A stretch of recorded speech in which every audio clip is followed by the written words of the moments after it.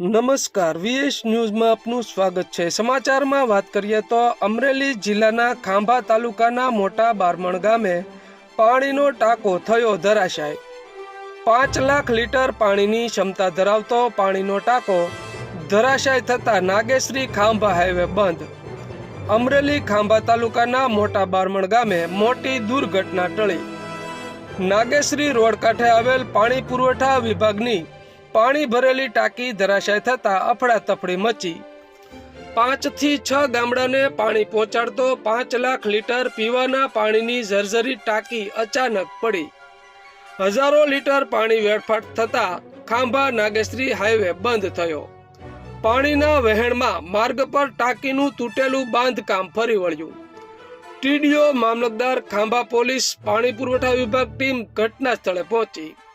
24 વર્ષ પહેલા બનાવેલ પાણીની અચાનક ટાંકી ધરાશાય થઈ। તો આવા અવનવા સમાચારો જોવા માટે જોતા રહો વીએસ ન્યૂઝ।